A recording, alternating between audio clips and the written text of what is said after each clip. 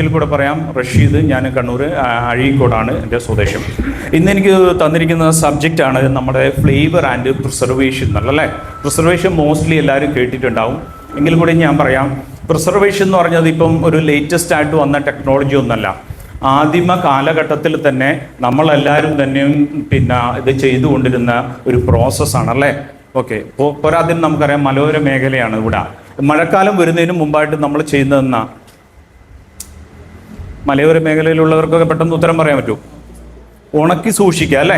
ഇപ്പം എസ്പെഷ്യലി വാട്ടുകപ്പ അല്ലേ, വാട്ടുകപ്പ ഉണ്ടാകും, മുളകുണ്ടായിരുന്നില്ല. അപ്പോൾ ഈ വാട്ടുകപ്പ പോലത്തെ സാധനങ്ങൾ സൂക്ഷിച്ചു കഴിഞ്ഞാൽ, കാരണം പണ്ട് കാലത്തൊക്കെ ചിലപ്പോൾ മൺസൂൺ എന്ന് പറയുന്നത് 6 മാസത്തോളമൊക്കെ നീണ്ടു നിൽക്കുമ്പോഴും ഈ 6 മാസവും നമുക്ക് കൺസ്യൂം ചെയ്യാനുള്ള ഫുഡാണ് നമ്മളിതിൽ. പക്ഷേ ഇതെന്താ വെച്ചാൽ ഇതിന് വേണ്ടിയിട്ട് നമ്മൾ ഉപയോഗിക്കുന്ന മെത്തേഡ് എന്ന് പറയുന്നത് എന്താണ്? ഡ്രൈയിങ് അല്ലേ, ഉണക്കുക എന്നുള്ളത് എന്താ, വെയിലത്താണ് ഉണക്കുക എന്നല്ലേ. പക്ഷേ കാലക്രമേണ എന്തൊരു സിറ്റുവേഷൻ മാറി ഇതായി. പിന്നെ രണ്ടാമത്തെ, നമ്മൾ സെൻട്രൽ ഗവൺമെൻറ്റിൻ്റെ കണക്ക് പ്രകാരം നമ്മൾ ഇവിടുത്തെ ക്രോപ്സിൽ 80% നമ്മൾ പെരിഷബിൾ ഫുഡാണ്, അത് നശിച്ചു പോകുന്നത്. ഫ്രൂട്ട്സ് തുടങ്ങിയ സാധനങ്ങളൊക്കെ തന്നെ കറക്റ്റ് പ്രോപ്പർ വേയിൽ നമുക്ക് പ്രോസസ്സ് ചെയ്യാൻ പറ്റാതെ നശിച്ചു പോകുന്നുണ്ട്. ഇങ്ങനെ വരുന്നൊരു സമയത്താണ് എന്തായിരുന്നു പുതിയ ടെക്നോളജിയും പ്രിസർവേഷൻ, അത് കൂടുതൽ കാലം കൂടാതിരിക്കാൻ വേണ്ടിയിട്ടുള്ള മെറ്റീരിയൽസ് യൂസ് ചെയ്യാമെന്നുള്ളത്. അപ്പം ഇത് ആക്ച്വലി പറഞ്ഞാൽ ഒരു സയൻറ്റിഫിക് പ്രോസസ്സ് തന്നെയാണ്. എസ്പെഷ്യലി നിങ്ങൾ എങ്ങനെ ഒരു ഡോക്ടറെ കാണുന്നു, ഒരു ഡോക്ടർ ഒരു പ്രിസ്ക്രിപ്ഷൻ തരുന്നു, അതുപോലെ തന്നെ ചെയ്യേണ്ട ഒരു കാര്യമാണ്. ഒരു ക്വസ്റ്റ്യൻ, ഈ ഇരിക്കുന്നതിൽ നമ്മൾ എത്ര പേര് സയൻറ്റിഫിക്കലി ഒരു ഒഫീഷ്യലി ക്ലാസ് അറ്റൻഡ് ചെയ്തവരുണ്ടെന്നുള്ളത് ഒന്ന് കൈവക്കാൻ പറ്റുമോ? ഈ പ്രോസസ്സിങ്ങിൽ, അതായത് ജാമു, സ്ക്വാഷ്, പിക്കിൾ, വാട്ടെവർ എന്തോ ആയിക്കോട്ടെ, ഏതെങ്കിലും നമ്മളിപ്പോൾ മണ്ണൂത്തിയോ അല്ലെങ്കിൽ കാർഷിക ഗവേഷണ കേന്ദ്രമോ അതുപോലത്തെ ആരെങ്കിലും എത്ര പേരുണ്ട് ഒന്ന് കൈവക്കാൻ പറ്റുമോ? കൈവക്കാന്ന് വെച്ചാൽ ഒന്ന് ശരിക്കും വെക്കാം. 1 2 ആരുമില്ല അല്ലേ? സോറി, ഞാൻ പറഞ്ഞത് മനസ്സിലായില്ല. അതായത് ഇവിടെ ഇരിക്കുന്നവരിൽ ഗവൺമെൻറ്റിൻ്റെയോ അല്ലെങ്കിൽ പ്രൈവറ്റ് സെഗ്മെൻറ്റിലോ ഇതില്ലെങ്കിൽ നമ്മളെ ഫുഡ് എങ്ങനെ ശാസ്ത്രീയമായിട്ട് തയ്യാറാക്കാം, സൂക്ഷിക്കാം എന്നുള്ള ക്ലാസ് അറ്റൻഡ് ചെയ്തവർ എത്ര പേരുണ്ടെന്നുള്ളതാണ് ഞാൻ ചോദിച്ചത്. മനസ്സിലായോ? വളരെ കുറച്ച് പേരാണല്ലേ? Okay, good. Okay, good. അപ്പം സാർ എന്നല്ലേ, എന്താ പ്രോഡക്റ്റ് എന്താ? ഒന്ന് ഫ്രണ്ടിലോട്ട് വരുമോ? കാരണം ഒരാളെ എക്സ്പീരിയൻസ് മാത്രം ഞാൻ ചോദിക്കാം, ആ ഡിഫറൻസ് നിങ്ങൾക്ക് മനസ്സിലാവും.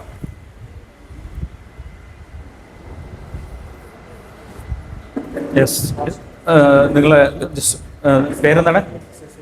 എവിടെയാ സ്ഥലം? എടക്കൊന്നോ അല്ലേ? എന്താ ചെയ്യുന്നിരിക്കുക? സ്ക്വാഷും ചെയ്യുന്നുണ്ട്. എവിടുന്ന ക്ലാസ് അറ്റൻഡ് ചെയ്ത? KVK എന്നല്ലേ? ഓക്കെ. ദെൻ അങ്ങനത്തെ ഒരു ഇതിൽ അറ്റൻഡ് ചെയ്തതിന് ശേഷം നിങ്ങളെ പ്രൊഡക്റ്റിൽ, നിങ്ങളുടെ സെയിൽസിലും നിങ്ങൾക്ക് ഷെൽഫ് ലൈഫിലും വന്ന മാറ്റം എത്രത്തോളമാണ്? നല്ലൊരു മാറ്റമുണ്ട്. ഓക്കെ, വേസ്റ്റേജ് എന്നുള്ളത് ഒരുപാട്. Yes, correct. കണ്ടല്ലേ? അദ്ദേഹം ഉണ്ടായിരുന്ന പ്രോഡക്റ്റാണ്, ഒന്ന് സ്ക്വാഷാണ്, രണ്ടാമത്തത് നമ്മളെ നെല്ലിക്ക കാന്താരി ജ്യൂസ് എന്ന് പറഞ്ഞാൽ KVK കൃഷി വിജ്ഞാന കേന്ദ്രത്തിൽ നിന്ന് അറ്റൻഡ് ചെയ്തൊരു ക്ലാസ്സാണ്. സോ നോക്കുകയെന്ന് വെച്ചാൽ, അപ്പം അവിടെ എന്താണ് സംഭവിച്ചിരിക്കുന്നത്? ഒരു നെല്ലിക്ക കാന്താരി അല്ലെങ്കിൽ നമ്മുടെ ഇപ്പം മാങ്ങ ജ്യൂസ് സീസണലി അവൈലബിൾ ആകുന്ന ഒരു സാധനമാണ് മാങ്ങ അല്ലേ? ഓക്കെ, മാങ്ങ നമുക്ക് ജ്യൂസ് അടിച്ച് വെച്ച് കഴിഞ്ഞാൽ എന്ത് സംഭവിക്കും? ഇപ്പം കേടായി പോകുന്ന മാത്രമല്ല, ഒരു മാങ്ങ ജ്യൂസ് അടിച്ച് ഒരു ഗ്ലാസ്സിൽ ഒഴിച്ച് വെച്ച് കഴിഞ്ഞാൽ വിത്തിൻ ഒരു 10 മിനിറ്റ്സിൻ്റെ ഉള്ളിൽ എന്ത് സംഭവിക്കും? അതെ, അത് സെഡിമെന്റ്സ് അല്ലേ, അതിങ്ങനെ താഴ്ന്നു പോയിട്ട് അത് നമ്മൾ മലയാളത്തിലൊക്കെ പറയും അത് ഊറി നിൽക്കും. കട്ടിയുള്ള ഭാഗം തെളിഞ്ഞങ്ങനെ 2-3 ലെയറായിട്ടൊക്കെ നിൽക്കും. ഓക്കെ, സോ ഇതേപോലത്തെ ഒരു പ്രോഡക്റ്റാണ് ഫ്രൂട്ടി എന്ന് പറയുന്നത് അല്ലേ? ഫ്രൂട്ടി എന്ന് പറയുന്ന ഒരു മാംഗോ ജ്യൂസ്, അതൊരു ഗ്ലാസ്സിൽ പൊട്ടിച്ചൊഴിച്ച് കഴിഞ്ഞാൽ ഒരു ദിവസമോ 2 ദിവസമോ വെച്ച് എന്താ സംഭവിക്കുമോ? ഇല്ല. എന്ന് വെച്ചാൽ അത് ഒരേപോലെ അല്ലേ? അപ്പം ആ പ്രോസസ്സിന് പറയുന്നത് കൊയാഗുലേഷൻ എന്ന് പറഞ്ഞ ഒരു പ്രോസസ്സാണ്. കാരണം എന്ന് വെച്ചാൽ ഇതേ സെയിം ഫ്രൂട്ട് തന്നെയാണ് അവരും ഉപയോഗിച്ചിരിക്കുന്നത്. ബട്ട് അവരെന്ത് ചെയ്തിരിക്കുന്നു? അതിനകത്ത് പ്രിസർവേറ്റീവ് മാത്രമല്ല, എമൽസിഫയർ, എൻഹാൻസർ, ഇങ്ങനെ പറഞ്ഞ ഒരു 6ഓളം എന്തായിരിക്കുന്നു എക്സ്ട്രാ ഏജൻസ് എന്ന് പറയും കേട്ടോ. ഇതിന് പറയുന്ന പേരാണ് ടേസ്റ്റ് മേക്കർ എന്നല്ല, ഇതിന് ഏജൻസ് എന്നാണ് പറയുക. ഏജൻസ് എന്ന് പറഞ്ഞു കഴിഞ്ഞാൽ ഫോർ എക്സാമ്പിൾ എന്ന് വെച്ചാൽ ഈസ്റ്റ്. ഓക്കെ, ഞാൻ ഉദാഹരണം പറയണം അല്ലേ? ഈസ്റ്റ് എല്ലാവരും കോമൺ സാധനമല്ലേ, ലൈഫ് ഫുഡ് എന്നല്ലേ yeast. Yeast is the rising agent എന്നാ പറയുക. റൈസിങ് ഏജന്റ് എന്ന് പറഞ്ഞാൽ ഒരു മാവ് പുളിപ്പിക്കാനോ അത് പൊന്തി വരാനോ വേണ്ടിയിട്ട് ഉപയോഗിക്കുന്ന സാധനമാണ് ഈസ്റ്റ് എന്ന് പറയുക അല്ലേ. ഓക്കെ, ഇനി അതേപോലെ തന്നെ എന്ന് വെച്ചാൽ എഗ്ഗ്, മുട്ട എന്ന് പറഞ്ഞു കഴിഞ്ഞാൽ എന്താ വെച്ചാൽ ശരിക്കും എന്ന് വെച്ചാൽ കൊയാഗുലേഷൻ എന്ന് പറഞ്ഞാൽ ഒരു എമൽസിഫിക്കേഷൻ ഏജന്റാണ്. എന്താ എമൽസിഫിക്കേഷൻ എന്ന് പറഞ്ഞാൽ? എമൽഷൻ എന്ന് കേട്ടിട്ടുണ്ടോ പെയിന്റിൽ അല്ലേ? അതായത് നമുക്ക് ഒരു സാധനത്തിനെ കൂട്ടി യോജിപ്പിക്കാൻ വേണ്ടി ഉപയോഗപ്പെടുത്താൻ വേണ്ടി നമുക്ക് പറ്റുന്ന ഒരു സാധനമാണ് എന്ത്? മുട്ട. അതാണ് എമൽസിഫൈങ് ഏജന്റ്. ഇങ്ങനെ ഒരുപാട് ഇത് വല്ല ഡീറ്റെയിലോട്ട് പോകുമ്പോഴേ മനസ്സിലാവും. ക്വസ്റ്റ്യൻ ഉണ്ടോ? അല്ല, ഓക്കെ. അപ്പം ഇത് വലിയൊരു ശാസ്ത്രീയമായിട്ടൊരു പഠിക്കേണ്ട കാര്യമാണ്. അപ്പോൾ അതിൽ വളരെ സിമ്പിളായിട്ട് പറയേണ്ട ഞാൻ ഇതിലോട്ട് വരാം. നമ്മളെ പ്രിസർവേഷൻ എന്ന് പറയുന്നത് എന്താണെന്ന് വളരെ സിമ്പിളായിട്ട് പറയാം. കൺട്രോൾഡ് മൈക്രോബിയലിനെ കൺട്രോൾ ചെയ്യാന്നുള്ളതാണ്. അതായത് നമ്മൾ ഇരിക്കുന്ന ഒരു ആവാസ വ്യവസ്ഥ, ഇപ്പം നമ്മളിവിടെ ഇവിടെ ഒരു പർട്ടിക്കുലർ മോയ്സ്ചർ ഉണ്ട് അല്ലേ, ഒരു മോയ്സ്ചർ ഉണ്ട്. അതുകൂടാതെ ഒരുപാട് ഡസ്റ്റ് ഉണ്ടാകും. ഓക്കെ, പിന്നെന്താ ചെയ്യും? പിന്നെ നമ്മൾ ഡിഫറെൻ്റ് ആയിട്ടുള്ള, നമ്മൾ 80 പേരുണ്ടെങ്കിൽ 80 പേരിൽ നിന്നുള്ള ബോഡിയിൽ നിന്ന് വരുന്ന ഹീറ്റും ടെമ്പറേച്ചറും ഡിഫറെൻ്റ് ആയിരിക്കും. ഓക്കെ, പിന്നെ അതിലുപരി നമ്മൾ ഇരിക്കുന്ന 80 പേര് ഉപയോഗിച്ചിരിക്കുന്ന മെറ്റീരിയൽ ലിനൻ ഉണ്ടാവും, സിൽക്ക് ഉണ്ടാവും, അങ്ങനെ ഉണ്ടാവും. ഇങ്ങനെ അതുകൂടാതെ നമ്മൾ ഒരുപാട് സെഡിമെന്റ്സ് എന്ന് പറഞ്ഞ പല പ്രോഡക്ട്സും നമ്മൾ പല സ്ഥലത്തുനിന്നും വന്നിട്ടുണ്ടാവും. അപ്പോൾ ടോട്ടലി ഈ അറ്റ്മോസ്ഫിയർ എന്ന് പറഞ്ഞാൽ എന്തായിരിക്കും? ശരിക്കും റെഡ് സോണിലായിരിക്കും. കറക്റ്റാണോ? Yes, okay. ഇതൊരു റെഡ് സോണിലായിരിക്കും. അപ്പോൾ നമ്മൾ എങ്ങനെയാണ് ഒരു പ്രിസർവേഷൻ ചെയ്യാമെന്ന് പറയുന്നത് സിമ്പിൾ വേയിൽ നോക്കിയാൽ ഇതിനകത്ത് ഏറ്റവും നല്ല പ്രിസർവേഷൻ്റെ ഫസ്റ്റ് ഫോം എന്ന് പറയുന്നത് മോയ്സ്ചർ കൺട്രോൾ എന്നുള്ളതാണ്. ഈർപ്പത്തിനെ നമ്മൾ എത്രത്തോളം നമുക്ക് കൺട്രോൾ ചെയ്യാൻ പറ്റും അവിടെ തന്നെ നമുക്ക് സിമ്പിൾ പ്രിസർവേഷൻ തുടങ്ങും. ഞാൻ സിമ്പിൾ വേ ആണ് ഫസ്റ്റ് പറയുന്നത്, ദെൻ കെമിക്കൽ വേർഷൻസ് ഞാൻ അതിൻ്റെ പുറകെ ഞാൻ പറഞ്ഞുതരാം. അപ്പം ഈർപ്പം, നിങ്ങൾ ഒരു ഫുഡ് ഉണ്ടാക്കുമ്പോൾ തയ്യാർ ചെയ്യുമ്പോൾ ഈർപ്പം എത്രത്തോളം കൺട്രോൾ ചെയ്യാൻ പറ്റുമോ അതിനനുസരിച്ച് നമുക്കിതിനെ കൺട്രോൾ ചെയ്യാം. സെക്കൻഡ് തിങ്സ് എന്ന് പറഞ്ഞാൽ റീജിയൻ എന്ന് പറയുന്നത് നിങ്ങൾ താമസിക്കുന്ന ഏരിയ. ഓക്കെ, ഇപ്പോൾ ആലക്കോട്, ഉദയഗിരി അതുപോലുള്ള സ്ഥലത്തും തളിപ്പറമ്പ്, അതുപോലെ കണ്ണൂർ, ഊട്ടി, മൈസൂർ, ഇങ്ങനെയാണല്ലേ. റീജിയൻ അനുസരിച്ച് ക്ലൈമറ്റിൽ വേരിയേഷൻസ് വരുന്നതും നിങ്ങളുടെ ഫുഡിനെ ബാധിക്കും. ഓക്കെ, അതറിയാൻ പറ്റും വളരെ സിമ്പിളായിട്ട്. നിങ്ങൾ ഇപ്പം ദോശ, ഇഡ്ഡലിയൊക്കെ ഉണ്ടാക്കുന്നത് അല്ലേ, ഇപ്പം തണുപ്പ് കാലത്ത് നിങ്ങൾ മാവൊക്കെ അരച്ചു വെച്ച് കഴിഞ്ഞാൽ രാവിലെ പൊങ്ങോ? ഇല്ല. കാരണം എന്ന് വെച്ചാൽ എന്താ? ആ സ്യൂട്ടബിൾ റൈസിനിങ് ടെമ്പറേച്ചർ കിട്ടാത്തത് കൊണ്ടാണെന്നുള്ളത്. അപ്പോൾ റീജിയനാണ്. രണ്ടാമതെന്ന് വെച്ചാൽ അന്ന് കണ്ടാമിനേഷൻ എന്ന് പറയുന്നത്, കണ്ടാമിനേഷൻ ആൻഡ് ക്രോസ് കണ്ടാമിനേഷൻ. കാരണം നിങ്ങൾ ഇപ്പം താമസിക്കുന്ന വീടിന് ചുറ്റും ഒരുപാട് മരങ്ങളുണ്ടാവും, ശരിയല്ലേ? റബ്ബർ ഉണ്ടാവും, മാവ് ഉണ്ടാവും, പാലയുണ്ട്, ഇങ്ങനെ പല തരം മരങ്ങളുണ്ടാവും. ഈ മരങ്ങളൊക്കെ എന്ന് വെച്ച് കഴിഞ്ഞാൽ എന്ത് സംഭവിക്കുന്നുണ്ട്? അത് ഫ്ലവറിങ് ചെയ്യുന്നുണ്ട് അല്ലേ, പൂക്കുന്നുണ്ട്. ഓക്കെ, ഇതിൽ നിന്നൊക്കെ വരുന്ന ഇപ്പം പരാഗണം നടക്കുന്നുണ്ട്, കാറ്റിലൂടെ വരുന്ന സാധനങ്ങളൊക്കെ നമ്മുടെ ഫുഡിലോ നമ്മൾ പ്രിപ്പയർ ചെയ്യുന്ന പാത്രത്തിലോ മിക്സിങ് ആകാൻ ചാൻസ് വളരെ കൂടുതലാണ്. അടുത്തൊരു പോയിന്റാണ്, നമ്മൾ പ്രിപ്പയർ ചെയ്യുന്ന ഏരിയക്ക് ചുറ്റുപാടും ഉള്ള പിന്നെ ഈ കെമിക്കൽ റിലേറ്റഡ് ആയുള്ള ഫാക്ടറിയോ അതുപോലെ തന്നെ പൊല്യൂട്ടഡ് ആയിട്ടുള്ള, ഇപ്പോൾ റോഡ് സൈഡിലാണെങ്കിൽ അറിയാൻ പറ്റും അല്ലേ, കാർബൺ കണ്ടന്റ് കൂടുതലായിരിക്കും. ഇതെല്ലാം നിങ്ങളുടെ ഫുഡിനെ ബാധിക്കും. ഇനി ഞാൻ പറഞ്ഞു വാട്ടർ എന്ന് പറഞ്ഞാൽ നമ്മൾ പലരും FSSAI ലൈസൻസ് ഒക്കെ കിട്ടാൻ വേണ്ടിയിട്ട് ഫസ്റ്റ് ഓഫ് ഓൾ എന്ത് ചെയ്യാറുണ്ട്? ടെസ്റ്റ് നടത്താറുണ്ട് അല്ലേ. അത് ജസ്റ്റ് ഒരു ഹഡിൽ ചാടാൻ വേണ്ടിയിട്ട് അല്ലെങ്കിൽ സർട്ടിഫിക്കറ്റ് കിട്ടാൻ വേണ്ടിയിട്ട് പ്രൈമറി എന്നുള്ളതിൽ പലരും ചെയ്യും. ഓക്കെ, പിന്നീട് അങ്ങോട്ട് ഒരിക്കലും ചെയ്യില്ല. പക്ഷേ എന്ന് വെച്ചാൽ ഇവിടെ pH എന്ന് പറഞ്ഞൊരു സംഭവമുണ്ട് അല്ലേ. വാട്ടറിൻ്റെ pH എന്ന് പറഞ്ഞാൽ വളരെ ഇമ്പോർട്ടൻറ്റ് ഫാക്ടറാണ് നമ്മളെ ഈ പ്രിസർവേഷനിലേക്ക്. സത്യത്തിൽ തന്നെ ഈ ബേസിക് കാര്യങ്ങൾ കഴിഞ്ഞിട്ട് മാത്രമേ ഉള്ളൂ കെമിക്കലിലോട്ട് പോകേണ്ടത്. കാരണം പീരിയോഡിക്കലി നിങ്ങൾക്ക് അറിയാൻ പറ്റും, ഒരു ലാബിലൊക്കെ ഡെയിലി ഇപ്പം വലിയ നിങ്ങൾക്ക് അറിയാൻ പറ്റും HACCP എന്ന് പറഞ്ഞ സർട്ടിഫിക്കേഷനൊക്കെ ഇന്ന് ഇവിടെ ഉണ്ട്. ഇപ്പോൾ തളിപ്പറമ്പ് പോലും ആ സർട്ടിഫിക്കേഷനുള്ള ഫാക്ടറിയൊക്കെ കിൻഫ്ര പാർക്കിലൊക്കെ വന്നിട്ടുണ്ട്, എക്സ്പോർട്ടിങ് ചെയ്യുന്നത്. അവിടെ ഡെയിലി മോർണിംഗിൽ വാട്ടർ സാമ്പിൾ എടുക്കും. ഓക്കെ, അതിന് ഒരു മൈക്രോബയോളജിസ്റ്റ് അവിടെ ഉണ്ടാവും, ബയോടെക്നോളജിസ്റ്റ് ഉണ്ടാവും, മൈക്രോബയോളജിസ്റ്റ് ഉണ്ടാവും. അവർ ഡെയിലി മോർണിംഗ് ആ വാട്ടർ കണ്ടന്റ് ഇത് എടുത്തിട്ട് അതിൻ്റെ pH ടെസ്റ്റ് ചെയ്തിട്ട് മാത്രമേ എന്തുണ്ടാവുള്ളൂ, ആ ഫുഡ് പ്രിപ്പറേഷന് പോവുള്ളൂ. എന്തുകൊണ്ടെന്ന് വെച്ചാൽ അന്ന് ഉപയോഗിക്കുന്ന സാൾട്ടിൻ്റെ കണ്ടന്റ്, ഷുഗറിൻ്റെ കണ്ടന്റ് ഒക്കെ അതിലൂടെ നമുക്ക് മാറ്റാൻ പറ്റും എന്നുള്ളതാണ്. അപ്പം ഇത് വാട്ടറിൻ്റെ pH വലിയൊരു മാറ്ററാണ്, അത് നമ്മൾ ശ്രദ്ധിക്കണം. പിന്നെ നമ്മൾ ഉപയോഗിക്കുന്ന വെസൽസ്, അവിടെയും കണ്ടാമിനേറ്റ്. നമ്മൾ പ്ലാസ്റ്റിക് പാത്രങ്ങൾ ഉപയോഗിക്കുന്നുണ്ട്. സോറി, ഒരു സ്ഥലത്തെ വെള്ളം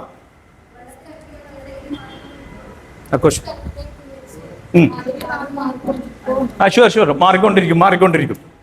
അത് നമ്മൾ പീരിയോഡിക്കലി എന്ന് പറഞ്ഞു കഴിഞ്ഞാൽ മിനിമം ഒരു 40-45 ഡേയ്സിലേക്കൊക്കെ കാരണം എന്ന് വെച്ചാൽ ഈ ഹെവി മെറ്റൽസ് കുഴപ്പമില്ലല്ലോ സംസാരം.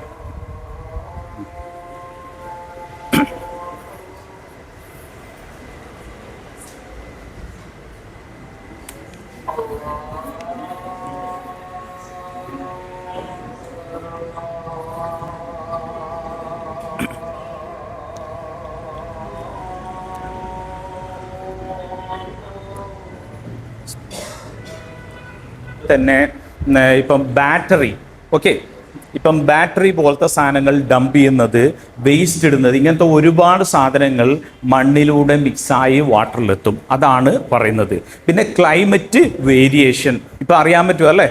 നമുക്കിപ്പോൾ എന്താ വെച്ചാൽ തണുപ്പ് വരുന്ന സമയത്തല്ല നോർമൽ തണുപ്പ് വരുന്നത്, ചൂട് വരുന്നത്. ഈ വേരിയേഷനൊക്കെ തന്നെ നിങ്ങളുടെ വെള്ളത്തിൽ സംഭവിക്കും. അതുകൊണ്ടാണ് pH എന്ന് പറയുന്നത് ഫുഡ് സേഫ്റ്റിയിൽ വലിയൊരു ഫാക്റ്റാണ്. അത് നമ്മൾ കറക്റ്റായിട്ട് മോണിറ്റർ ചെയ്യണം. അതിന് വലിയ കോസ്റ്റ് ഒന്നും വരുന്നതല്ല. അത് ശരിക്കും പറഞ്ഞു കഴിഞ്ഞാൽ നിങ്ങൾ ഒരു ഫാക്ടറി ആയിട്ടൊക്കെ പോവുകയാണെങ്കിൽ അതിനുള്ള ഒരു മിനി ടെസ്റ്റിംഗ് ലാബ് ബേസിക്കായിട്ട് അല്ലേ? ഇപ്പം നമുക്കറിയാൻ പറ്റും. ഇപ്പോൾ ഷുഗറൊക്കെ പണ്ട് നമ്മൾ ലാബിൽ പോയി ടെസ്റ്റ് ചെയ്യുന്നതാണ്, ഇന്ന് സെൽഫായിട്ട് ചെയ്യാം എന്ന് പറയുന്ന പോലെ നിങ്ങൾക്ക് സെൽഫായിട്ട് ചെയ്യാൻ പറ്റും. അതാണ് വാട്ടറിൻ്റെ pH നമ്മൾ ടെസ്റ്റ് ചെയ്യണോ എന്ന് പറയുന്നത്. നെക്സ്റ്റ് എന്ന് പറയുന്നതാണ് ക്രോസ് കണ്ടാമിനേഷൻ എന്ന് പറയുന്നത്. സോ നിങ്ങളുടെ വീട്ടിൽ നമ്മൾ ഉപയോഗിക്കുമ്പോഴത്തേക്ക് വെൽ ഹൈജീനിക് ആകുക എന്നുള്ളതാണ്. നമ്മുടെ കൈ ഡയറക്റ്റ് ഇപ്പോൾ എവിടെയും ഗ്ലൗസ് യൂസ് ചെയ്യാന്ന് പറയുന്നത് എന്താ? കൈ ഓൾമോസ്റ്റ് നമ്മളെ സ്വെറ്റിംഗ് ആയിരിക്കും, വേർത്തുകൊണ്ടേയിരിക്കും അല്ലേ? അതുകൊണ്ട് നമ്മൾ ഡയറക്റ്റ് ഫുഡിൽ അപ്ലൈ ചെയ്യുമ്പോൾ ക്രോസ് കണ്ടാമിനേഷൻ സംഭവിക്കും. അതിനാണ് ഗ്ലൗസോ ഇതിലും മെറ്റീരിയൽ ഉപയോഗിക്കുക. അല്ലെങ്കിൽ അതിന് മുമ്പായിട്ട് നമ്മൾ എന്ത് ചെയ്യുക? കൈ ഓപ്പൺ ഹാൻഡ് ആണെങ്കിൽ കൈ സാനിറ്റൈസ് ചെയ്യാമെന്ന് പറയുന്നതിൻ്റെ മെയിൻ റീസൺ. ഓക്കെ. രണ്ടാമത്തത് എന്ന് വെച്ചാൽ ഈ ക്രോസ് കണ്ടാമിനേഷൻ എന്ന് വെച്ചാൽ പലരും ഫുഡ് തയ്യാറാക്കുന്നത് നമ്മളെ വീട്ടിലായിരിക്കും. അപ്പം ഞാൻ സ്റ്റാൻഡർഡൈസേഷനൊക്കെ ചെയ്യുമ്പോൾ പലരോടും ചോദിക്കാറുണ്ട്, നിങ്ങൾ റെഫ്രിജറേഷൻ ചെയ്യുന്നത് കോമൺ ആണോ അല്ലത്? ചിലർ നമ്മളെ വീട്ടിൽ തന്നെയാണെന്നുള്ളല്ലേ. എന്താണെന്ന് വെച്ച് കഴിഞ്ഞാൽ ക്രോസ് കണ്ടാമിനേഷൻ പലർക്കും മനസ്സിലായിട്ടില്ല.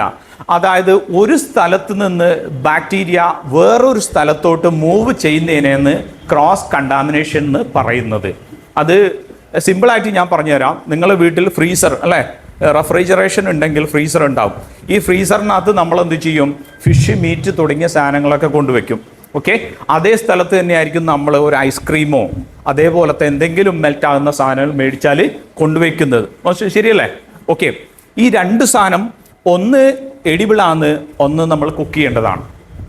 ഐസ്ക്രീം എടുത്ത് നമ്മൾ അപ്പം തന്നെ കഴിക്കും, മറ്റേത് കുക്ക് ചെയ്യും. അപ്പം ഇതിലുള്ള കണ്ടൻസ് ഓക്കെ ജേംസ് ഓൾറെഡി ഇതിലോട്ട് ട്രാൻസ്ഫർ ചെയ്ത് അതിന് മൈക്രോ സെക്കൻഡ്സ് മതി. നിങ്ങൾക്ക് അറിയാൻ പറ്റും, ചെറിയ മൂടലുള്ള ക്ലൈമറ്റ് വരുമ്പോഴാണ് എന്ത് കൂടുതൽ സംഭവിക്കുന്നത്? ജലദോഷവും തുമ്മലൊക്കെ വരുന്നത്. കാരണം എന്താ? മോഡിഫൈഡ് ടെമ്പറേച്ചർ എന്ന് പറയുന്ന ഈ ഒരു ടെമ്പറേച്ചറിലായിരിക്കും ബാക്ടീരിയയുടെ ഏറ്റവും കൂടുതൽ മൂവ്മെൻറ്റ്സ് ഉണ്ടാകുന്നത്. ഓക്കെ. അതുകൊണ്ട് നിങ്ങൾ വെക്കുന്ന പ്രതലം എവിടെയാണോ ഓക്കെ ആ area complete clean and neat ആയിരിക്കണം. So okay. അപ്പോൾ പേഴ്സണൽ ഹൈജീനൊക്കെ വളരെ വീണ്ടും പറയേണ്ട ആവശ്യമില്ല. നമ്മൾ ഉപയോഗിക്കുന്ന ഡ്രസ്സ്, പിന്നെ അതിലുപരി ഒരു കാരണവശാലും നമ്മൾ ഫുഡ് ഹാൻഡിൽ ചെയ്യുമ്പോൾ ഡയറക്റ്റ് വെയർ ചെയ്ത ഡ്രസ്സ് ഉപയോഗിച്ച് നമ്മൾ ഫുഡ് ഹാൻഡിൽ ചെയ്യാൻ പാടില്ല. അറ്റ്ലീസ്റ്റ് വേറെ ഏപ്രൺ മസ്റ്റായിട്ട് നമ്മൾ പഠിക്കേണ്ട സാധനമാണ്. നിങ്ങൾക്കൊരു 80-90 റുപ്പീസ്, ബിലോ 100 റുപ്പീസിന് നിങ്ങൾക്ക് ഒരു ഏപ്രൺ വാങ്ങിക്കാൻ കിട്ടും. കിച്ചണിൽ നിർബന്ധമായിട്ടും നിങ്ങൾ അത് ഉപയോഗിക്കുകയാണ്. ഷോ പീസൊന്നുമല്ല, അല്ലെങ്കിൽ ഡ്രസ്സ് കേടാ. കാരണം എന്ന് വെച്ച് കഴിഞ്ഞാൽ ഞാനിപ്പം ഇത് ഡയറക്റ്റ് ഉള്ളിൽ ബനിയൻ ഇട്ടാലും ഇപ്പോൾ ഓൾറെഡി സ്വെറ്റിംഗ് വേർത്തത് ഓൾറെഡി ഇതുണ്ട്. അപ്പം ഞാൻ ഇതിവിടെ ഇട്ടുകൊണ്ട് ഇവിടുന്ന് പൊറോട്ട മൈദ മിക്സ് ചെയ്ത് കഴിഞ്ഞാൽ ഓൾറെഡി കണക്റ്റഡ് ആവും. അതിന് വേണ്ടിയിട്ട് ആ പ്രൊട്ടക്റ്റീവ് ഇതായിട്ടുള്ള സാധനം ഉപയോഗിക്കണം എന്ന് പറയുന്നത്. ഓക്കെ. അപ്പോൾ അതുപോലെ നമ്മൾ പിന്നെ ക്യാപ്പ് ഉപയോഗിക്കുന്നതും ഇത് ഇതിന് വേണ്ടിയിട്ടാണ്. മുടിയില്ലാതിരിക്കാൻ അങ്ങനെ. അപ്പോൾ പേഴ്സണൽ ഹൈജീൻ എന്നുള്ളത് വലിയൊരു ഫാക്റ്റാണ്, അത് റിപ്പീറ്റ് ചെയ്യുന്നില്ല.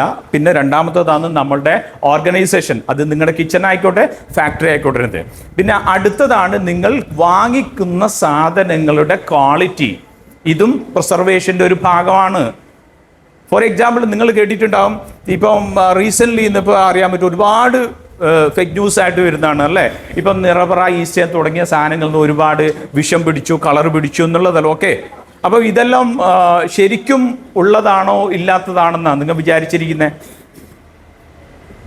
അതായത് ഒരു 10,000 കോടി ടേൺ ഓവറുള്ള ഒരു കമ്പനി ഒരു പർപ്പസ്ഫുള്ളി ഒരു കുറ്റം ചെയ്യുമെന്ന് ആരെങ്കിലും വിചാരിക്കുന്നുണ്ടോ? ഇല്ല. ഒന്നുകിൽ അവിടുത്തെ ഒരു സ്റ്റാഫ് അല്ലേ പർപ്പസ്ഫുള്ളി ആ കമ്പനീനെ തകർക്കാൻ ചെയ്യാൻ പറ്റുമല്ലോ, അല്ലാതെ ഒരിക്കലുമില്ല. എവിടെയാന്ന് സംഭവിക്കുന്നത് വെച്ചാൽ ഇവർ പല സപ്ലയേഴ്സിൻ്റെ അടുത്താണെന്നാണ് ഈ മുളകൊക്കെ വാങ്ങിക്കുന്നത്. അത് ഞാൻ നേരത്തെ പഠിപ്പിച്ചൊരു ഇതുണ്ട്. നമ്മൾ വാങ്ങിക്കുമ്പോൾ പ്രോഡക്റ്റ് ലൈനപ്പിൽ വാങ്ങിക്കുമ്പോൾ സപ്ലയർ ഗ്യാരണ്ടി എന്ന് പറഞ്ഞൊരു സാധനം ഉണ്ടാക്കണം. കാരണം നിങ്ങൾ ഇപ്പം ആട്ട ഉണ്ടാക്കുന്ന ആൾക്കാർ, ചപ്പാത്തി ഉണ്ടാക്കുന്ന ആളാണെങ്കിൽ ഇപ്രാവശ്യം എൻ്റെ അടുത്തുനിന്ന് വാങ്ങിച്ചു, അടുത്ത പ്രാവശ്യം അവരുടെ അടുത്ത് മേടിച്ചു, ഇങ്ങനെ നിങ്ങൾ പല ആളുടെ അടുത്തുനിന്ന് മേടിക്കുമ്പോൾ ഡിഫറെൻറ്റ് ക്വാളിറ്റിയിലായിരിക്കും നിങ്ങൾക്ക് കിട്ടുക. എസ്പെഷ്യലി മൈദ എന്ന് പറയുന്നൊരു പ്രോഡക്റ്റ്. ഓക്കെ, നമുക്കറിയാം, നിങ്ങൾ ബിസ്ക്കറ്റ്, ബണ്ണ്, ബ്രെഡ് തുടങ്ങിയതൊക്കെ ഉണ്ടാക്കുന്നുണ്ടെങ്കിൽ അതിനകത്ത് വളരെ ഇമ്പോർട്ടൻറ്റ് ഫാക്റ്റ് ആയിരിക്കും ഗ്ലൂട്ടൻ എന്ന് പറഞ്ഞൊരു കണ്ടന്റ്. അത് ഓരോ ബ്ലെൻഡിലും മാറിക്കൊണ്ടേയിരിക്കും. അപ്പം ഇത് ചെറിയ പോയിന്റ് നമ്മൾ വിചാരിക്കും മൈദ എന്നല്ലേ, അതേസമയം ഒരു മൈദ തുറന്നു വെച്ചത്. അപ്പം ഈ പ്രിസർവേഷൻ എന്ന് പറയുന്നത് നമുക്കൊരു പർട്ടിക്കുലർ അളവ് എന്ന് പറഞ്ഞ ഒരു കാരണവശാലും ഇത് പറയാൻ പറ്റില്ല. എന്തുകൊണ്ടെന്ന് വെച്ച് കഴിഞ്ഞാൽ നിങ്ങൾ ലോക്കൽ ഒരു കടയിൽ പോയിട്ട് 1 കിലോ മൈദ വാങ്ങിക്കുന്നു, അതേപോലെ വേറൊരാൾ പോയിട്ട് ഒരു കമ്പനിയിൽ പോയിട്ട് 1 ചാക്ക് ഫ്രഷ് മൈദ മേടിക്കുന്നു. പിന്നെ ഈ മൈദയുടെ ഷെൽഫ് ലൈഫ്, ഹലോ കേൾക്കുന്നില്ലേ? ഈ മൈദയുടെ ഷെൽഫ് ലൈഫ് എന്ന് പറയും കാലാവധി. അതായത് ജനുവരിയിൽ ഉണ്ടാക്കിയ മൈദ ജനുവരിയിൽ അതിൻ്റെ ഗ്ലൂട്ടൻ 100% ആയിരിക്കും, ഫെബ്രുവരി ആകുമ്പോഴത്തേക്ക് 80 ആയിരിക്കും. ഓക്കെ, ദെൻ മാർച്ച് ആകുമ്പോഴത്തേക്ക് വീണ്ടും. അപ്പോൾ ഇങ്ങനെ അതിൻ്റെ എക്സ്പയറി എന്ന് പറയുന്നത് അടുക്കുന്തോറും അതിൻ്റെ ഗ്ലൂട്ടൻ പെർസെൻറ്റേജ് കുറയുന്നതിനനുസരിച്ച് നിങ്ങളുടെ പ്രോഡക്റ്റിൻ്റെ ക്വാളിറ്റി മാറിക്കൊണ്ടേയിരിക്കും. ഇതെല്ലാം നിങ്ങൾ എങ്ങനെ മനസ്സിലാക്കും? അപ്പം ഇങ്ങനത്തെ ഒരുപാട് കാര്യങ്ങൾ ഈ നമ്മളൊരു പ്രോഡക്റ്റ് ലൈനപ്പിൽ പഠിക്കാനുണ്ട്. അല്ലാതെ നമ്മളിപ്പം വളരെ കോമൺ ആയിട്ട് ഇപ്പം എന്നെയൊക്കെ പലരും വിളിച്ചു ചോദിക്കുന്നതാണ്, സാറേ എന്ന് വെച്ചാൽ ഇന്ന സാധനത്തിൽ നമുക്ക് ഇത് കേടാവാതിരിക്കാൻ എന്ത് ചേർക്കാമെന്ന്. ഒരു രീതിയിൽ ഒരു സയൻറ്റിസ്റ്റ് പോലും ഒരിക്കലും പറയില്ല. കാരണം എന്ന് വെച്ചാൽ എന്താ, ഇത് ശരിക്കും പാരാമെഡിക്കൽ പോലെ തന്നെയുള്ള വലിയ ഒരു സംഭവം തന്നെ. കാരണം എന്ന് വെച്ചാൽ ഇത് പ്രോപ്പർ വേയിൽ ചേർക്കണം.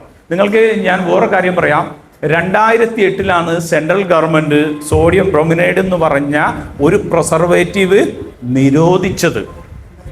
8 എന്താ റീസൺ എന്ന് അറിയാം? അത്ര വരെ 2008 വരെ ബ്രെഡ്, ബണ്ണ് തുടങ്ങിയ സാധനം പിന്നെ ഇതിൽ യൂസ് ചെയ്യാൻ വേണ്ടിയിട്ട് ഉപയോഗിച്ചിരുന്ന ഒരു സോഡിയം ബ്രോമിനേഡ് എന്ന് പറയുന്നത് എന്ത് സംഭവിച്ചു എന്ന് വെച്ചാൽ ഗുരുതരമായ കരൾ രോഗം ഉണ്ടാകുമെന്ന് സയൻറ്റിസ്റ്റ് USDSC കണ്ടെത്തിയപ്പോഴാണ് ഗവൺമെൻറ് നിരോധിച്ചത്. അപ്പോൾ ഒന്ന് ആലോചിച്ച് നോക്കണം, ഇത്രയും വർഷം കോടിക്കണക്കിന് ആൾക്കാർ ഇത് ഉപയോഗിച്ചു.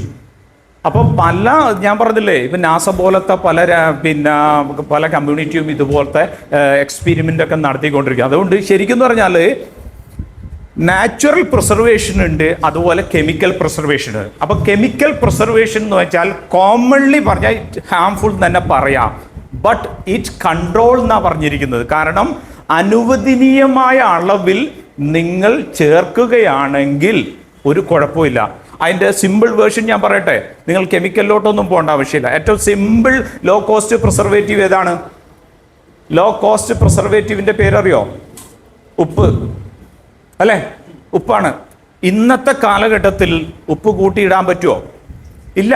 ഒരു 5 സ്റ്റാർ ഹോസ്പിറ്റാലിറ്റിയിലുള്ള ഒരു കുക്കിംഗ് ഇതിലേക്ക് ഒരു ഷെഫിന് സംഭവിക്കുന്ന ഏറ്റവും വലിയ പണിഷ്മെൻറ്റ് മെമ്മോ എന്ന് പറയുന്നത് സാൾട്ട് കൂടിയാലോ, അവൻ്റെ ഫുഡ് കരിഞ്ഞു പോയാലോ, ഫുഡ് ടേസ്റ്റ് ഇല്ലെങ്കിലും ഒന്നും മാറ്റർ അല്ല. സാൾട്ട് കൂടിയിട്ടുണ്ടെങ്കിൽ വിൽ ബി അവിടെ മെമ്മോ പ്ലേസ് ചെയ്യും.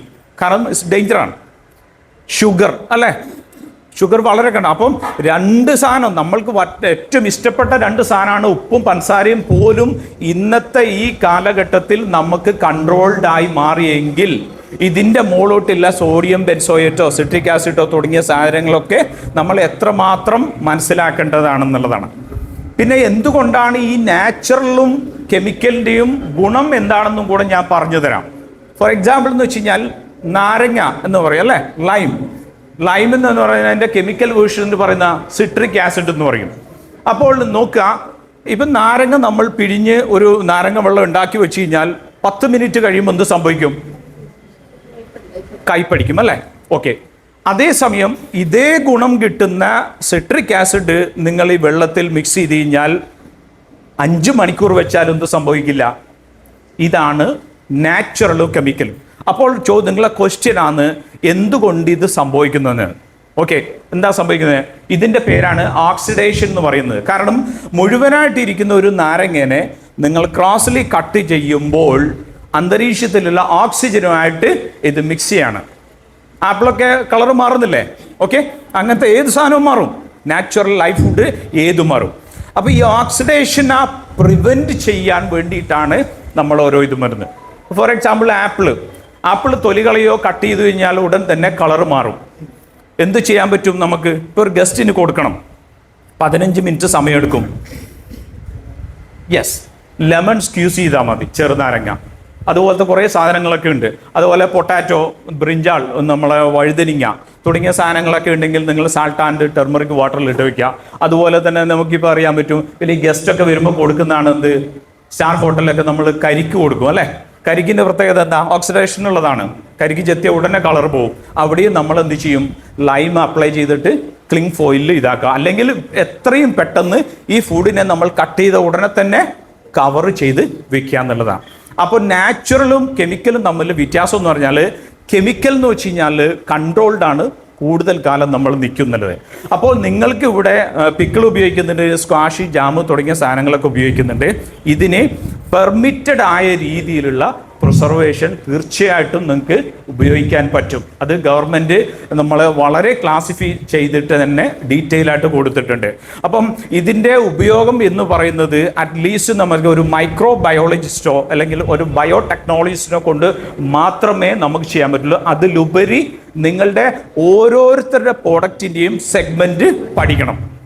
അതാ ഞാൻ പ്രത്യേകം പറഞ്ഞത്, നിങ്ങളുടെ ഫാക്ടറി ഒരു പുഴക്കരയിലാണ് ഉണ്ടെങ്കിൽ അതിൻ്റെ കൺട്രോൾ മെഷേഴ്സ് തന്നെ ഉപയോഗിക്കണം. നിങ്ങളുടെ ഫാക്ടറി ഈ ബസ് സ്റ്റാൻഡിൻ്റെ സൈഡിലാണെങ്കിൽ അവിടെ അതിൻ്റെ മെഷേഴ്സ് യൂസ് ചെയ്യണം. ഇത്തരം രീതിയിൽ 100% നമ്മുടെ ഫുഡിനെ സേഫായിട്ട് നമുക്ക് കൊണ്ടുവരാൻ പറ്റും. ഓക്കെ, കാരണം വിദേശത്ത് അറിയാൻ പറ്റും, നിങ്ങൾക്ക് ഇപ്പോൾ പുതിയ ലോസ് ഒക്കെ FSSAIൻ്റെ അണ്ടറിലൊക്കെ വന്നിട്ടുണ്ട്. ഓക്കെ, അപ്പോൾ അതിലൊക്കെ പറഞ്ഞിരിക്കുന്നത് എന്താ, ഇത്തരം കാര്യങ്ങൾ വളരെ ക്ലിയർ കട്ടായിട്ടുണ്ട്. അപ്പം നമ്മൾ ചിലയിലൊന്നും നോക്കിയാലൊന്നും കാണില്ല ഈ 220 പ്രിസർവേറ്റീവ് അല്ലെങ്കിൽ ക്ലാസ് 2 പ്രിസർവേറ്റീവ് എന്നൊക്കെ പറഞ്ഞാൽ. പക്ഷെ അത് എന്താണെന്നുള്ളത് ശരിക്കും ആ വെബ്സൈറ്റിൽ പോയി കഴിഞ്ഞാൽ ഡിഫൈൻ ചെയ്തിരിക്കും. അപ്പോൾ പ്രിസർവേഷൻ എന്ന് പറയുന്നത് ഒന്ന് നാച്ചുറൽ രീതിയിലുള്ളതും രണ്ടാമത്തത് കെമിക്കൽ രീതിയിലുള്ളതാണ്. അപ്പോൾ കെമിക്കൽ രീതിയിൽ ഇന്ന് നമ്മൾക്ക് 56ഓളം എന്ന് വെച്ചാൽ ലിസ്റ്റഡ് ആയിട്ടുള്ള പ്രിസർവേഷൻ മെത്തേഡ്സ് ഇവിടെ ഉണ്ട്. അത് പലതിനും, അതായത് ഞാൻ പറഞ്ഞതെന്ന് വെച്ചാൽ ഇപ്പം ജ്യൂസ് കാറ്റഗറിക്ക് വേറെയാണ്, ഡയറി പ്രൊഡക്ട്സിന് വേറെയാണ്, മിൽക്ക് ആൻഡ് മിൽക്ക് സോളിഡ്സിന് വേറെയാണ്, അതുപോലെ തന്നെ പിക്കിളിങ് വിനാഗിർ ആയൊരു രീതിയിലേക്ക് വരുന്നതിന് പറയുന്നത് എന്ന് തൊട്ട് നമ്മൾ ഉപയോഗിക്കുന്ന ക്യാൻഡി, ഉണക്കുന്ന സാധനത്തിന് പച്ചമീൻ ആയിക്കോട്ടെ, മീറ്റ് ആയിക്കോട്ടെ, എവറിത്തിങ് നമുക്ക് എന്ത് ചെയ്യാൻ പറ്റും? കെമിക്കൽ പ്രിസർവേഷൻ ചെയ്യാൻ പറ്റും. ഇനി ഇന്ന് വന്ന ലേറ്റസ്റ്റ് ടെക്നോളജി അറിയാം. നിങ്ങൾ റിട്രോട്ട് ടെക്നോളജി എന്നൊക്കെ കേട്ടിട്ടുണ്ടോ? ഇല്ല, ഏറ്റവും പുതുതായിട്ട് വന്ന ടെക്നോളജി, പുതുതായിട്ടൊന്നുമല്ല, വിപണിയിൽ വന്നിട്ട് 10 വർഷത്തോളമായി. അത് ഇന്ന് നമ്മൾക്ക് റിട്രോട്ടിംഗ് ടെക്നോളജി എന്ന് വരുന്നത് 0 പ്രിസർവേറ്റീവ് ആണ്. അതായത് ആ ഫുഡിനകത്ത് ഒരു കെമിക്കൽസും ചേർക്കുന്നില്ല. പക്ഷേ അതെങ്ങനെയാണ് 1 വർഷം 16 മാസമൊക്കെ ഷെൽഫ് ലൈഫ് കിട്ടും. കാരണം എന്ന് വെച്ചാൽ എന്താ, അതിനെ ഈ മൈക്രോബിയൽ കൺട്രോൾ ചെയ്തിരിക്കുന്നത് പ്രത്യേക ഒരു ടെമ്പറേച്ചറിലൂടെ ബാക്ടീരിയനെ നമ്മൾ കൺട്രോൾ ചെയ്യുന്നത്. അതെങ്ങനെയാണെന്ന് ഞാൻ പറഞ്ഞുതരാം. ഫോർ എക്സാമ്പിൾ, ഒരു പാല് നിങ്ങൾ മേടിച്ചു അല്ലേ, ഒരു പാക്കറ്റ് പാല് മേടിച്ചു, പകുതി ഒരു ഗ്ലാസ്സിൽ ഒഴിച്ചു ഇവിടെ വെച്ചു, പകുതിനെ നമ്മൾ എന്ത് ചെയ്തു? തിളപ്പിച്ചു അല്ലേ. നല്ലപോലെ തിളപ്പിച്ചിട്ടു ഡ്രൈ ആയാലും ഒരു ഗ്ലാസ്സിൽ ഒഴിച്ചിട്ട് ഇവിടെ വെച്ചു. ഈ രണ്ട് സാധനവും പിറ്റേ ദിവസം രാവിലെ നോക്കിക്കഴിഞ്ഞാൽ എന്ത് സംഭവിക്കും? ഒരെണ്ണം എന്തുണ്ടായിട്ടുണ്ടാവും? പുളിച്ചിട്ടുണ്ടാവും അല്ലെ. രണ്ടാമത്തത് കാച്ചി വെച്ചത് അതിൻ്റെ മുകളിൽ ഒരു ഫോം അല്ലെ, ഒരു പാടയുണ്ടാവും. പാല് ഒന്നും സംഭവിച്ചില്ല. ഇത് തന്നെയാണ് ഏറ്റവും വലിയ എക്സാമ്പിൾ. എന്ത് സംഭവിച്ചിരിക്കും? അത് നാച്ചുറലാണ് പാലെന്ന് പറയല്ലേ.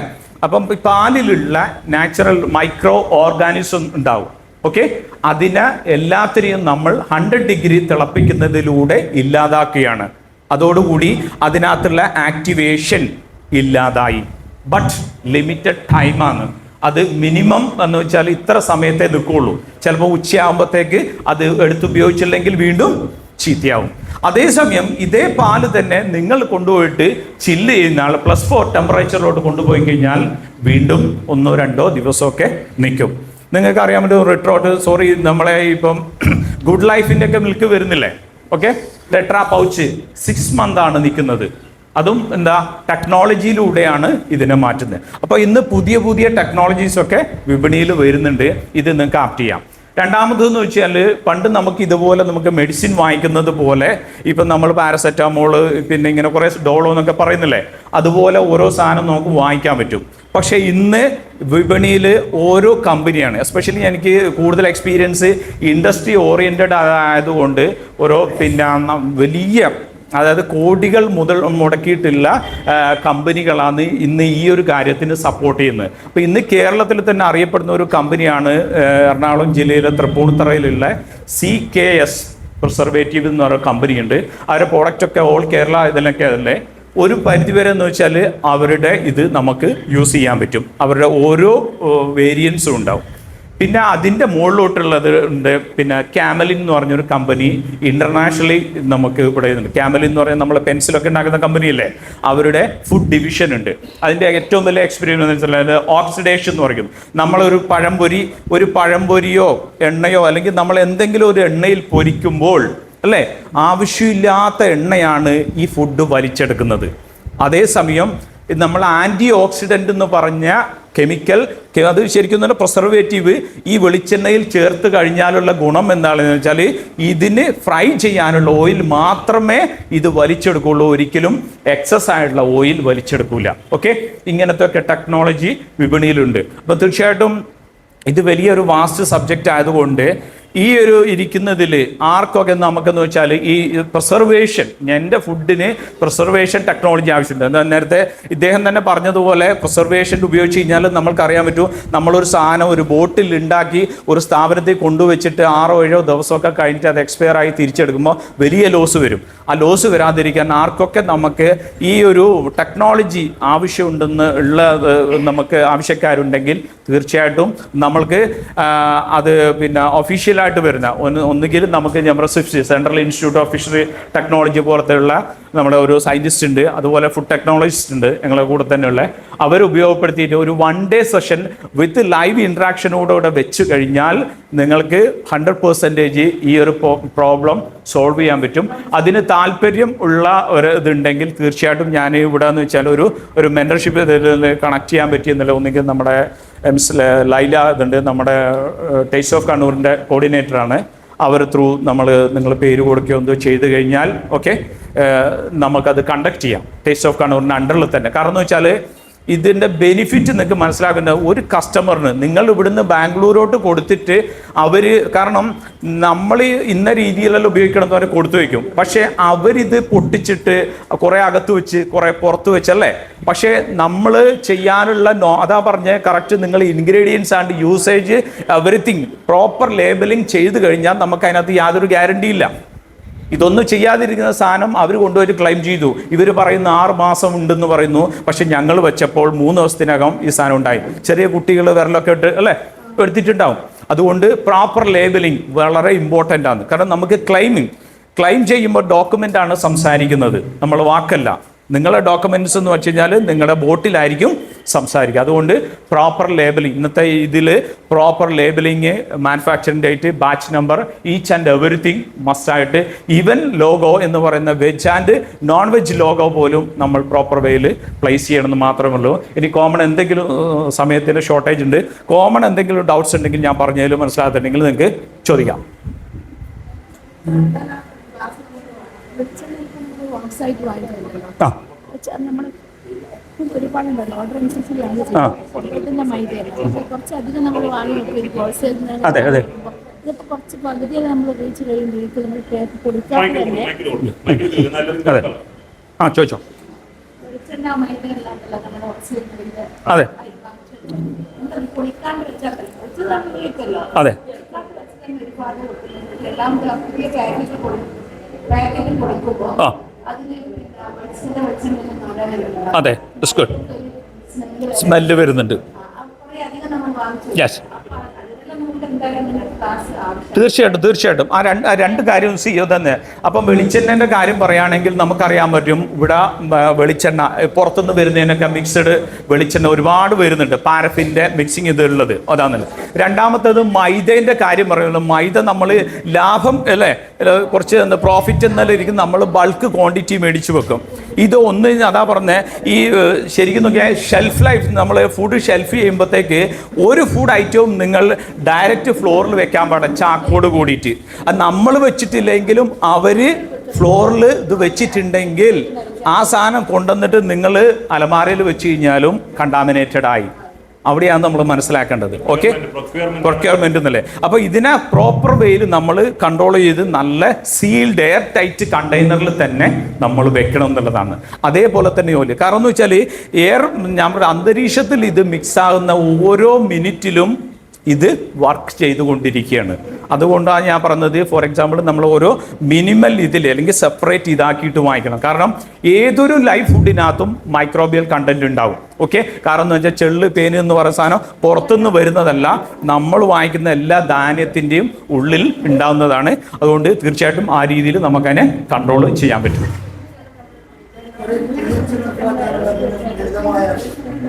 pH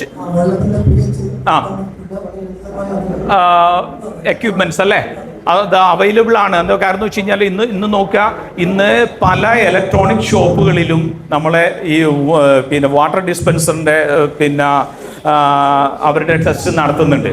അത് അല്ലേ, ഓക്കെ, അത് ഫ്രീ ആയിട്ട് അവർ ചെയ്യുന്നുണ്ട്. നിങ്ങളിപ്പോൾ ഫോർ എക്സാമ്പിൾ നാഷണൽ സോണി പോലത്തെ സ്ഥലത്തൊക്കെ ക്യാമ്പയിൻ നടത്തുന്നുണ്ട്. ഇല്ല എങ്കിൽ നിങ്ങൾക്ക് ഇതുപോലത്തെ ഓൺലൈൻ ഇതിൽ നിന്ന് നമുക്ക് വാങ്ങിക്കാൻ പറ്റും വളരെ സിമ്പിളായിട്ട്. pH മീറ്റർ എന്ന് പറഞ്ഞു കഴിഞ്ഞാൽ ഒരു ഗ്ലാസ് പോലെ ഇതൊക്കെ ഒരു ബൗൾ ഇതുണ്ട്. ഓക്കെ, അതിൽ പ്രസ് ചെയ്ത് ചെയ്യുമ്പോഴത്തേക്ക് ഇത് പിന്നെ അതിൻ്റെ ഉള്ളിൽ കൂടെ തന്നെ ഒരു ഇതായിട്ട് വരും. ഓക്കെ, pH മീറ്റർ എന്ന് പറയുന്നത്. വേറെ എന്തെങ്കിലും സംശയങ്ങൾ പൊതുവായിട്ട് ഇതേമാതിരി ബന്ധപ്പെടാത്ത സംശയങ്ങളുണ്ടെങ്കിലോ വേറെ എന്തെങ്കിലും കാര്യങ്ങളുണ്ടെങ്കിലോ ചോദിക്കണം.